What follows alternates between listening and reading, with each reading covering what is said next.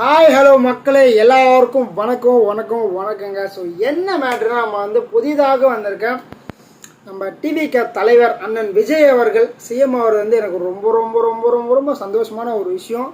So இதை பார்க்குற viewers உங்களுக்கு ரொம்ப சந்தோஷமாக இருக்கும்னு நான் நினைக்கிறேன். ஸோ ஏன்னா முக்கால்வாசி பேர் ஒரு 95% பீப்புள்ஸ் விஜய் அவர்களை நிறைய சப்போர்ட் பண்ணியிருக்கீங்க, நிறைய ஓட் பண்ணியிருக்கீங்க. அதெல்லாம் எனக்கு ரொம்ப சந்தோஷமாக இருக்குது. ஸோ நான் எக்ஸ்பெக்ட் பண்ணாத இவர் வருது வாய்ப்புகள் இருக்குன்னு நினச்சேன். பட் இந்த அளவுக்கு வருமானது நான் எக்ஸ்பெக்ட் பண்ணல. ஏன்னா நம்மளுக்கு ஃபஸ்ட் டைம் வராரு. ஸோ இந்த அளவுக்கு வாக்குகள் வாங்குவார், இவ்வளோ சீட்ஸ் வாங்குவார்ன்றதெல்லாம் நான் வருவார், வாய்ப்புகள் இருக்குன்னு நான் நினச்சிட்டு இருந்தேன். பட் இது பயங்கரமான ஒரு எக்ஸ்ட்ரீம் லெவலில் இருக்குது. ஏன்னா 77 ஓகேங்களா, 977 எம்ஜிஆர் அவர்களோட இதை பீட் பண்ணியிருக்காரு. அவர் தான் அதிகமான வாக்குகள் வாங்கி நல்ல ஒரு லெவலில் இருந்தார். அவரோட இதையே பீட் பண்ணியிருக்காரு. ஒன்று. ரெண்டாவது என்டிஆர் இருக்கார்ல, ஸோ தெலுங்கில் என்டிஆர் இருக்கார். அவரோட இதையும் ரெக்கார்டை பீட் பண்ணுவாரான்னு தெரியல, அந்தளவுக்கு போயிட்டுருக்கு. பட் ஆல்மோஸ்ட் இப்போ 106 107 போயிட்டுருக்கு, டைலாமாலே போயிட்டுருக்கு. ஓகேங்களா, இதில் ஒரு சின்ன ட்விஸ்ட் வச்சுருக்காங்க. என்ன ட்விஸ்ட்னா, இன்னும் கிட்டத்தட்ட 9-12 இடங்களில் இன்னும் கன்ஃபார்ம் பண்ணல. இன்னும் கவுண்டிங் போயிட்டே தான் இருக்குது. மணி இப்போ பார்த்தீங்கன்னா கிட்டத்தட்ட 9:30 ஆகுது.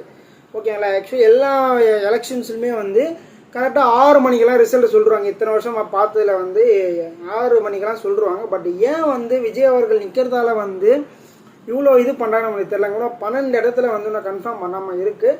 இது ரொம்ப முற்றிலும் யாரோட இதுன்னு உங்களுக்கே தெரிஞ்சிருக்கும். ஸோ ஏதோ பிளான் பண்ணிட்டுருக்காங்க, ஏதோ ஒர்க் அவுட் பண்ணிகிட்ருக்காங்க. பட் என்ன தான் ஒர்க் அவுட் பண்ணாலும் சிஎம் விஜய்ன்னு சொல்லி நம்ம ஏரியா ஃபுல்லாக நம்மளுக்கு தெரிஞ்ச ஃப்ரெண்ட்ஸ் எல்லாம் பட்டாசு அடித்து தும்சம் பண்ணிட்டாங்க. பட்டாசு வெடித்து ஸ்பீட்டை கொடுத்து கொண்டாடியே முடிச்சிட்டாங்க. இதுக்கு மேலே மாற்றத்துக்கான வாய்ப்புகள் ரொம்ப கம்மியாக தான் இருக்குது. ஸோ இதுக்கு முக்கியமான காரணங்கள் யாருன்னு பார்த்தீங்கன்னா நீங்கள் தான். ஸோ நிறைய பேர் ஓட்டு போட்டிங்க, விஜய் நான் ரொம்ப ஜெயிக்க வச்சிங்க.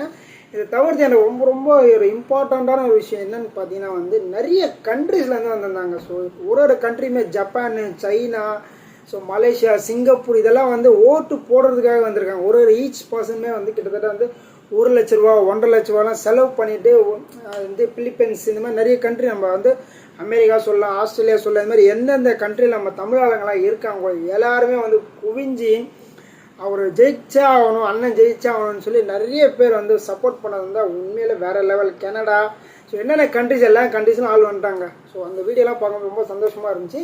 பட் இது வரைக்குமே எலெக்ஷன் ஓட்டு போடுறதுக்காக இத்தனை மக்கள் நான் தான் ஃபஸ்ட் டைம் பார்க்குறேன்.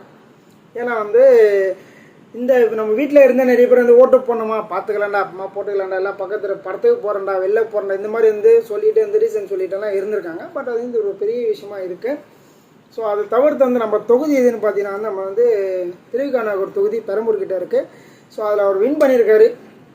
வின் பண்ணிவிட்டு இப்போ தான் கொஞ்சம் நேரத்துக்கு முன்னாடி ஒரு 2 hours முன்னாடி லெட்டர் வாங்கிட்டு போயிருக்காரு. பெரம்பூர் வந்திருக்காரு. ஸோ லெட்டர் அந்த ப்ரொசீஜர் வாங்கணும், அந்த லெட்டர் வாங்கி போயிருக்காரு. அது ரொம்ப சந்தோஷமான ஒரு விஷயமா இருக்குது. ஸோ முதல்ல அவங்க அம்மா கிட்ட ஆசீர்வாதம் வாங்கினாரு. அப்புறம் ஸ்ட்ரைட்டாக வந்தார், தொகுதி மக்களை பார்த்துட்டு அவங்கள்ட்ட அந்த லெட்டர் வாங்கிட்டு போயிருக்காரு.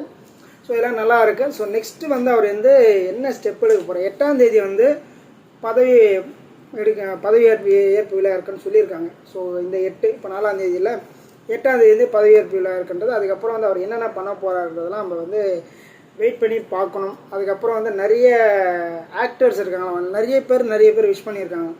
ஸோ ஜெயா இருக்கட்டும், சிம்பு அவர்களாக இருக்கட்டும், அப்பா சூர்யா அவர்களாகட்டும், சிவகுமார் ஆகட்டும், அப்பா சரத்குமார், அங்கே பொண்ணு இருக்காங்களா அவங்க வரலட்சுமி, அவங்கெல்லாம் நிறைய ஆக்டர்ஸ் சப்போர்ட் பண்ணியிருக்காங்க. ஓட்டு போடும்போதே இந்த ட்ரெஸ்ஸிங்குள்ளே நிறைய பேர் ஓட்டும் போட்டிருக்காங்க. ஸோ இவங்கெல்லாம் என்ன எதிர்பார்க்குறாங்கன்னா ஒரு புதிய மாற்றம் வரணும். ஸோ விஜய் அவர்கள் நம்ம காலங்காலமாக இப்படியே இருக்கும், ஸோ ஒரு மாற்றம் வரணும்னு சொல்லி நிறைய மக்களும் எதிர்பார்த்துருந்தாங்க. நிறைய பேரும் இந்த மாதிரி ஓட்டும் போட்டிருக்காங்க.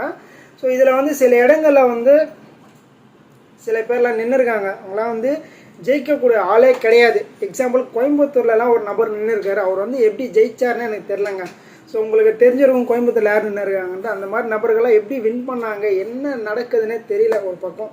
ஸோ இன்னொரு பக்கம் பார்த்தீங்கன்னா ஒருத்தர் சாட்டை அவர் பேர், அவர் பயங்கரமாக துள்ளிட்டு ஏதோ பேசிட்டு அது பண்ணுருவேன் இது பண்ணுருவேன் அது இதுன்னு பயங்கரமாக பேசினாங்க. தவிர ₹1 பிரயோஜனம் இல்லைன்னு தான் சொல்லலாம். அந்த மாதிரி தான் அவர் பண்ணியிருக்காரு. ஒரு சீட்டு கூட அவங்களால வின் பண்ண முடியல. நான் என்ன சொல்கிறேன்னா, ஒரு ஆப்போசிட் பர்சனை எதிர்கட்சியாக இருந்தானா விமர்சிக்கலாம், தப்பு கிடையாது. பட் ரொம்ப கேவலமாக ஒரு நபரை வந்து விமர்சிக்க தப்பு. ஓகேங்களா? உங்களுக்கு வந்து எந்த கட்சியான இருக்கட்டும், யார் வேணால் பிடிக்கட்டும், பிடிக்காமல் போட்டோம். ஒரு டெக்கோரம் வச்சு வந்து விமர்சிக்கலாம், தப்பு கிடையாது. ஓகேங்களா? அவரும் இவரும் நம்ம அண்ணன் விஜய் அவர்களும் வந்து நிறைய பேர் சொன்னார், தப்பு கிடையாது. பட் அதுக்கு டெக்கோரமாக ஃபாலோ பண்ணணும். ரொம்ப தரமட்டமாக கீழ் மட்டமாலாம் பேசியெல்லாம் அது போட்டதால் இப்போ வந்து அவரை வந்து தேடிட்டு இருக்காங்க மக்கள். எங்கே இருக்கார் அந்த சட்டைக்கான சொல்லி தேடிட்டு இருக்காங்க. அந்த அளவுக்கு வந்து அவர் பயங்கரமாக ரீச் ஆகிட்டு இருக்காரு. ஸோ இதெல்லாம் வந்து ரொம்ப தவறான ஒரு விஷயன்ற மாதிரி நான் நினைக்கிறேன்.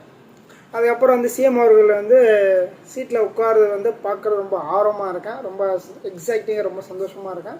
ஸோ இந்த நிகழ்வுகளை எப்போ நடக்க போகுது, என்ன பண்ண போகிறன்றதெல்லாம் வந்து எனக்கு மேலும் ரொம்ப சந்தோஷமாக இருக்குது. உங்களுக்கும் அந்தளவுக்கு சந்தோஷமாக இருக்கும்னு நான் நினைக்கிறேன். ஸோ மறக்காமல் உங்களோட கருத்துக்களை வந்து பதிவிடுங்க. ஸோ அண்ணன் சிஎம் அவர்களை பற்றி நீங்கள் என்ன நினைக்கிறீங்கன்ட்டு. அவர் முக்கியமான ஒரு விஷயம் சொன்னால், நம்ம இவர் எக்ஸ் சிஎம் வந்து காரில் ஏறும்போது இது ஒன்று பண்ணிட்டு போயிருந்தார். ஓகேங்களா? ஒரு மாதிரி ஒரு சிம்பிள் நம்ம தான்ன்ற மாதிரி பண்ணிட்டு போயிருந்தார்.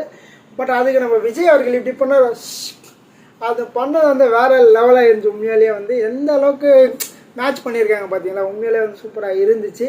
ஸோ நம்ம அண்ணன் விஜய் அவர்கள் பற்றி உங்களோட கருத்துக்கள் என்னன்றதை மறக்காமல் பதிவிடுங்க. நம்ம அடுத்த வீடியோ சந்திக்கலாம். நன்றி, வணக்கம்.